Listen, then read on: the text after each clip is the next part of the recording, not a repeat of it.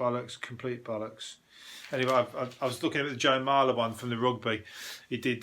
He grabbed the nuts of the Welsh player, didn't he? I forget his name now. Alun Wynn Jones. He's being called before a panel on Thursday. But Marler has tweeted that it's bollocks, complete bollocks. It was dismissed criticism. That's it. He said it's bollocks, complete bollocks. I'm not so sure what he was referring to then. Why have they put that with that? I thought it was related. It's got nothing to do with it. I spoke about that yesterday when he grabbed his nuts in the rugby match. It was all a bit of fun. You know, it didn't hurt him. I mean, the guy didn't go down because, believe me, if he'd have done it hard enough, he'd have fucking been on the floor. He just literally did it for a joke. So, anyway, there's a lot worse than that goes on a rugby pitch. Fucking people get their eyes gouged out. Fucking some people have had, you know, have gone up their arse and everything.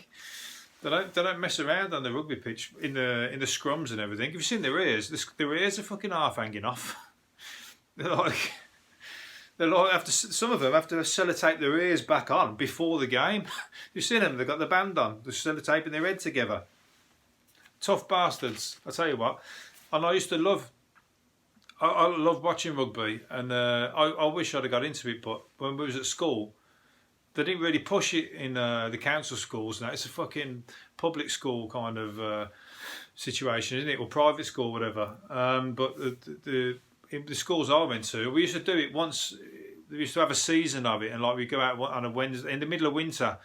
I just couldn't get into it. I couldn't get it. It was freezing cold. We didn't know what the fuck was going on. I don't even think the PE teacher knew what was going on. He was teaching us something out of a rule book or something. We didn't have a clue. So, you know, when you got to choose, nobody chose rugby. No rugby players come out of my school. A lot of good truants come out of it.